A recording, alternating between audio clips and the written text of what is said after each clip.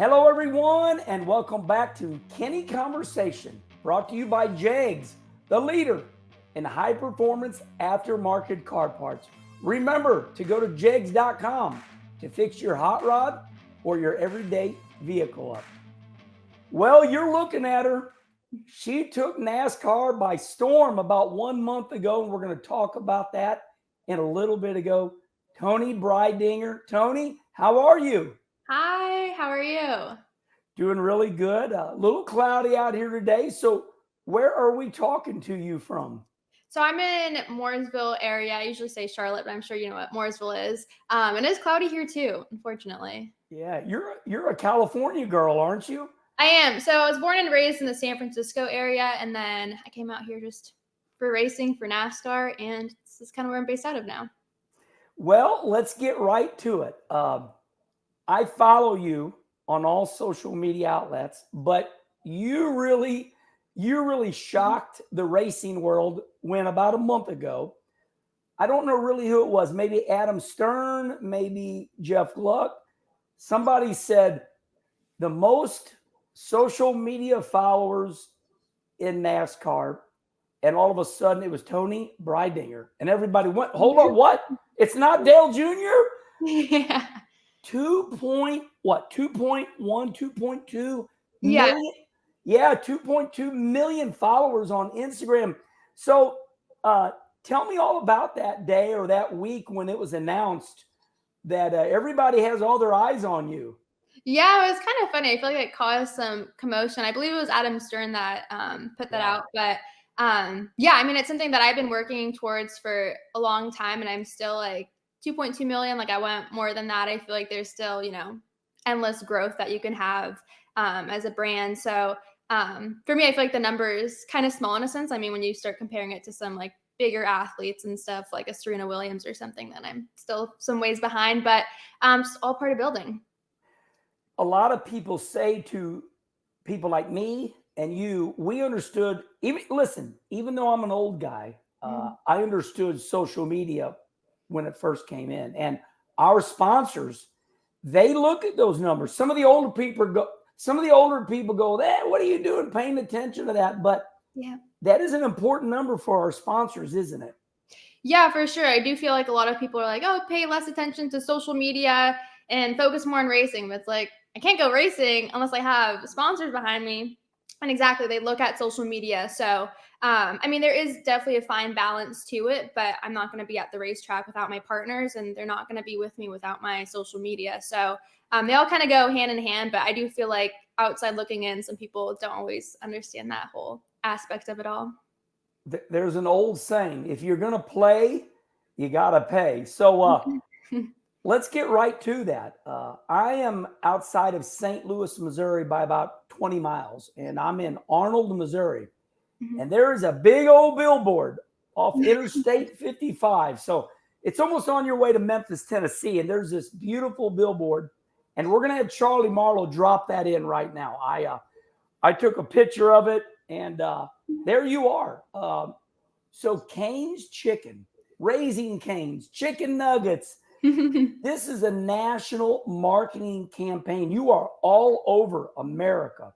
Tell me about this sponsor and how awesome it is that they really promote you and your racing. Yeah, I love working with Raising Cane's. They really have really embraced me in my journey, and they truly believe in me, which is amazing to see. They've been really supportive of me, and the campaign I think has been really successful. And yeah, I'm excited. It's been cool to see people send in the photos of the billboards and my cardboard cutouts and stuff. But they've been really amazing to work with, and very cool to work with a brand that really aligns with me and really champions me in my journey. So it's been amazing. And that's really what it's all about. I learned that from my big brother Rusty. He had Miller Brewing, the beer, and they said, "Listen, Rusty Wallace winning on the racetrack, that's just a bonus, but we don't plan on that. We market Rusty in all the bars with the stand-ups, whether it's the pool lights over the pool tables." So I see those cardboard stand-ups. I see Yeah. these billboards, and that's really what it's all about, isn't it? Marketing. We got to sell product or else we don't go racing. Exactly. Yeah. I mean, I think it's just about, brand awareness, getting the brand attention, and also selling their product. At the end of the day, my job is to get more people to go to Raising Cane's and give the brand some more awareness. So it's been a great partnership so far. I have only amazing things to say about it. And it's been somewhere that I always go to like after races whenever it's around. So it was kind of like cool full circle moment for me to be able to like actually work with a brand that, it's like my favorite fast food chain. So it was very cool that all kind of worked out like that. Listen, I always talk about the uncomfortable subjects. I married the love of my life. She's dark complected. I always said she looked like an Indian, and I like the girls that kind of look like Raquel Welch. I was talking to my daughter Brittany yesterday, and Brittany's 32, and so my daughter Brittany said that Toni Breidinger, she said you're exotic looking, and so I looked it up. You're a Lebanese German descent. You kind of remind me of my wife. Tell me about do you know about your history, even though you were born in California? Yeah, so my mom was born in Lebanon, Beirut. So Wow. I still have a lot of family out there, and she cooks amazing Lebanese food. So I do feel like it's very much it's kind of how I was raised, was just my mom's cooking and kind of like her culture. So yeah, that's really cool. My CPA accountant, he's from India, and boy, I tell you what, I'm a better person. He has taught me so much. He keeps me calm down because he's calm and I'm crazy. So I like meeting people from all over the world. So listen, let's get right into it. Let's go back and forth. That's what Kenny Conversation is all about. So you began racing go-karts at age 9, and with your sister Annie, I might say. Tell me about, where did this come from? When did you start liking racing? Yeah, probably the day that I tried a go-kart was the day that I started liking racing. I don't even think I knew what NASCAR was before I even hopped in a go-kart. It really just kind of opened up this whole new world for me. And, my dad has always had like a love for cars, and he has a background in mechanical engineering, and saw this billboard for go-kart classes and decided to just take me and my sister there to try it.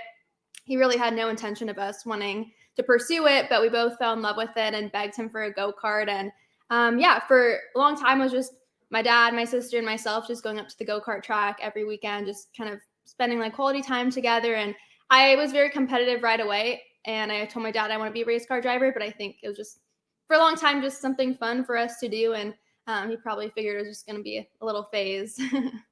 You remind me a little bit of a Jade Evidesian. Both of you from the West Coast. You look like you could be sisters up.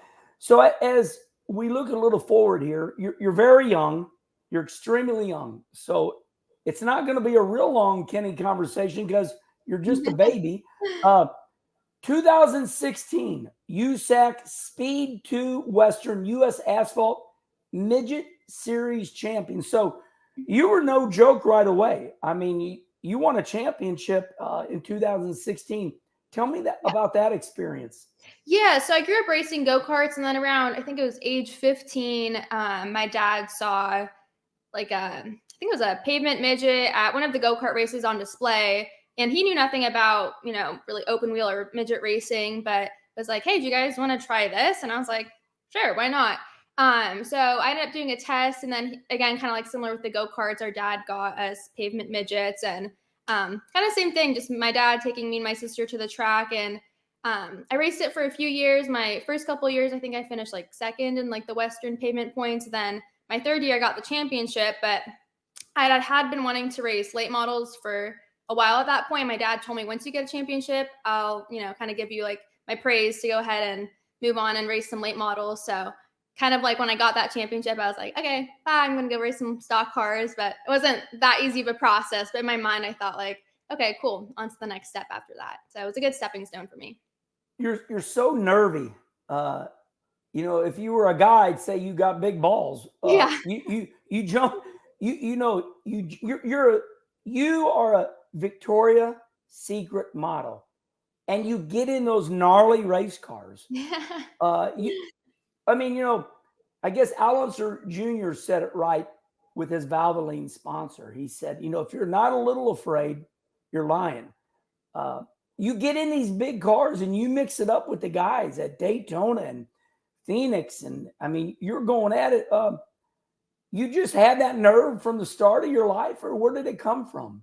Yeah, it's funny because I feel like in like my day-to-day life, like outside of the race car, I feel like I'm very different. Like when I'm in the race car, it's kind of like an alter ego, and I'm definitely a lot more aggressive and not as empathetic. And yeah, it's funny because I feel like it's almost like a polar opposite of me is kind of let out when I'm in the race car. But yeah, I feel like early on when I was little, I was just very competitive. I've always been like very ambitious. No dream was ever too big for me. So yeah, but I'm definitely a different person when I'm in the race car. I'm nearly as smiley and happy. I raced with a guy named Terry Labonte. He's a 2-time NASCAR Cup champion, and Terry was so calm, so calm. And when he got on the racetrack, it was like, whoa, Yeah. this does not match the guy that I'm racing with. So let's go a little further here. You are an ARCA Menard Series driver, part-time in the East and West Series, and part-time in the Truck Series. This is one stat that I really like about you. 47 ARCA races with 17 top 10s. So, I mean, you're getting it done. You're still going through the ranks, but it seems like you found a little bit of a home in the ARCA series. How has your year started out? How do you think you're doing, at the start of your career?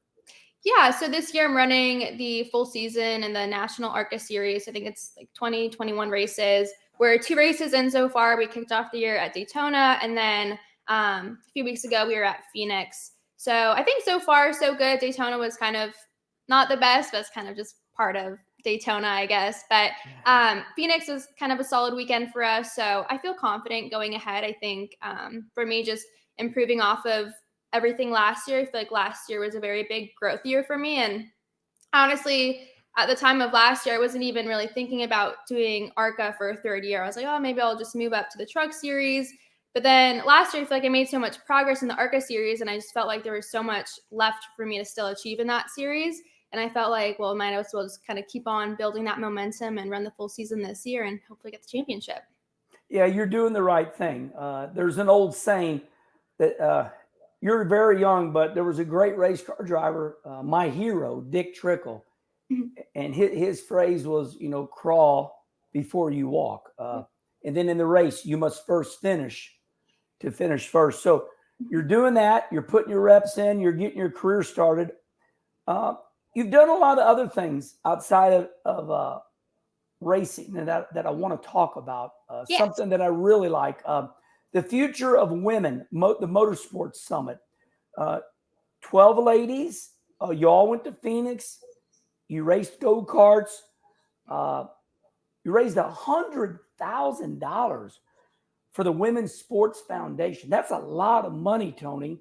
Tell me about that whole situation.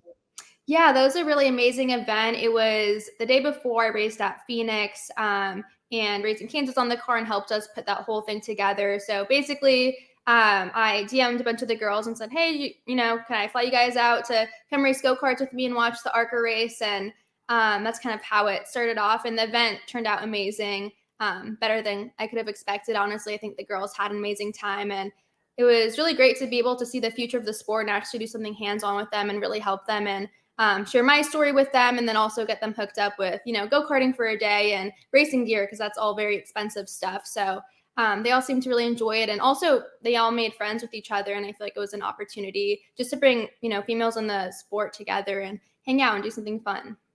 You're doing good things. And then once again, Raising Cane's your sponsor. They help you with it. Yep. You raised $100,000. Listen, that's the type of sponsorship you want. And another thing I see that's going on out there is the sisterhood of speed. Toyota loves you.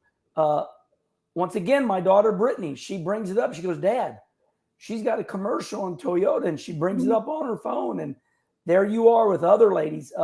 I was sponsored by Toyota for 7 years. I know Paul Doshaw, and my boss before that was Ed Laukus, and Mm. I know the whole bunch.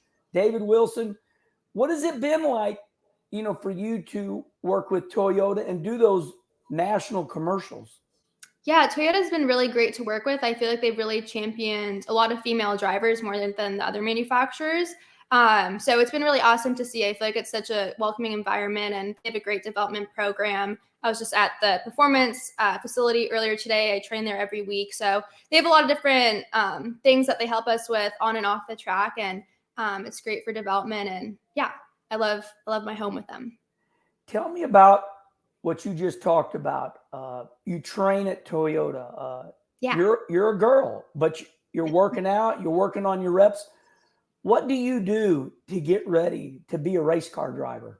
Yeah, racing's so much more physical than I think people can really kind of understand, because I feel like the easiest thing to relate it to is just driving your car down the highway, which it's so different to that. I mean, the cars obviously, they get really hot. For me, like my heart rate tends to get really high. So I've been trying to work on my cardio, just upper body strength, but it's really a full workout when you're in the race car, and, you still have to be able to react fast, and, it's hot and your heart rate's up, and you have to be able to just, still be able to function and race at 1,000%. So for me, I train like about 5 days a week, and like then we go racing. So Yeah, it's definitely a very hectic schedule. yeah, and that Toyota facility, is that still? Was that Salisbury? Where is the Toyota facility? Yeah, so there's a facility with like the simulator and like the engineers and stuff. That's in Salisbury, and then in Mooresville they have like the facility for the drivers to go in and out of and train, and they have like our nutritionist there, kind of like a mental health person, PT, and like our training facility. So we basically have it all there for us. It's a really great place, and yeah, it's definitely kind of where I spend majority of my week at. You brought it up just now, and I'm going to touch on it. Years ago, I took sports therapy in Topeka, Kansas. And at first I thought, oh, I'm a weirdo. But then they said, no. The great baseball pitchers, the great, football quarterbacks, great athletes, whether it's Denny Hamlin or anybody out there in NASCAR, William Byron, everybody is learning to work with sports therapists. Not doesn't mean you're cuckoo. Just means you got to learn how to be tough. You got to have thick skin. With data and telemetry nowadays, all these engineers, they're telling you what you're doing wrong. Mm-hmm.